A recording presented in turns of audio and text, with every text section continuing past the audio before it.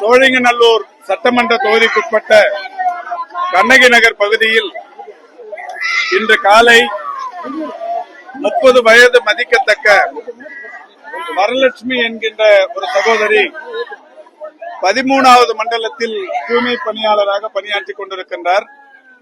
வேலைக்கு செல்வதற்காக அவர் போன போது வழியில் இருந்த ஏற்கனவே பாதாள சாக்கடை பணிக்காக தோண்டப்பட்ட ஒரு பள்ளத்தில் தேங்கியிருந்த நீரில் மின்கசிவு ஏற்பட்டிருக்கிறது.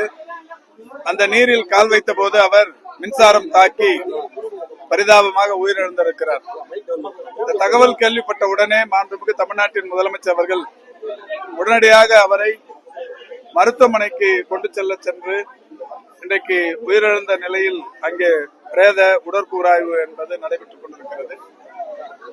இந்த நிலையில் மாண்புமிகு முதல்வர் அவர்கள் அந்த குடும்பத்திற்கு உடனடியாக உதவிட வேண்டும் என்கின்ற வகையில் உத்தரவிட்டு தமிழ்நாடு மின்சார வாரியத்தின் சார்பில் ரூபாய் 10 லட்சமும் இந்த தூய்மை பணியை மேற்கொள்ளுகிற ஒப்பந்தக்காரர்களான உட்வாசர் அந்த அமைப்பின் சார்பில் 10 லட்சமும் ஆக 20 லட்சம் ரூபாய் உடனடியாக நிவாரணமாக வழங்கிட வேண்டும் என்று உத்தரவிட்டு 20 லட்சம் ரூபாயை மறைந்த மரியாதைக்குரிய சகோதரி வரலட்சுமியின் கணவர் திரு ஜி ரவி அவர்களிடத்தில் ஒப்படைக்கப்பட்டிருக்கிறது. ஜி ரவி வரலட்சுமி தம்பதியருக்கு 2 குழந்தைகள், ஒரு 7வது படிக்கும் பெண் குழந்தை, 4வது படிக்கும் ஆண் குழந்தை. இந்த 2 பேரும் தனியார் பள்ளி ஒன்றில் படித்துக் கொண்டிருக்கிறார்கள்.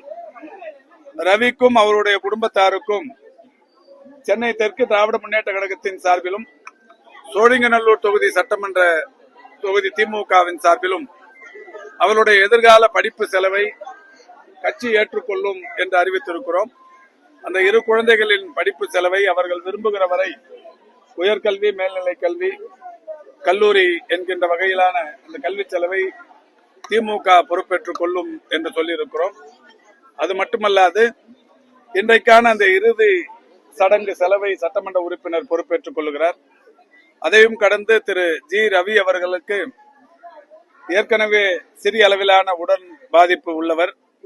அவருக்கான அந்த ட்ரீட்மெண்ட்டை உடனடியாக அரசு பொறுப்பேற்று செய்யும் என்று உறுதி சொல்லி, அதோடு மட்டுமல்லாது அவர் மனைவி உட்பாசர் என்கின்ற அமைப்பில் பணியாற்றி கொண்டிருந்தார்.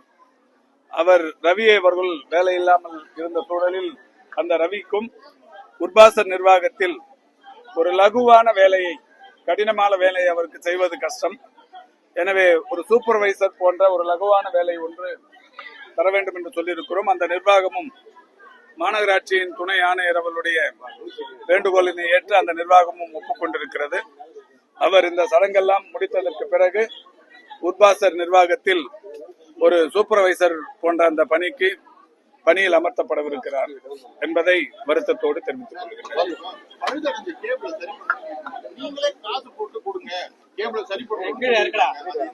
இல்ல இப்ப அது மாதிரி இல்ல, இப்ப தவறுக்கு நான் சப்பக்கட்டு கட்டவே இல்லை.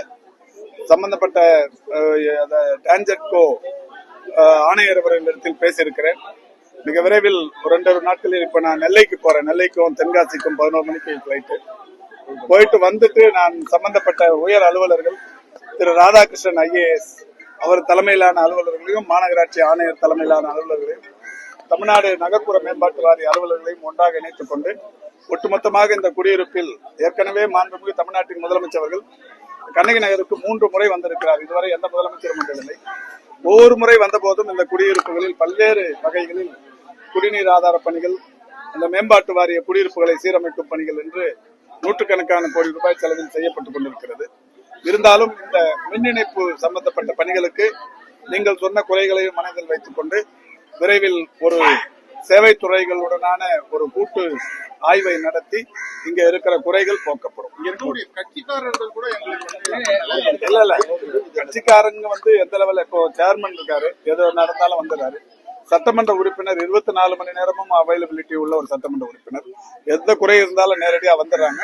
குறைகள் கவனத்திற்கு வருகிற போது நிச்சயம் நேரில் வந்து செய்வாங்க.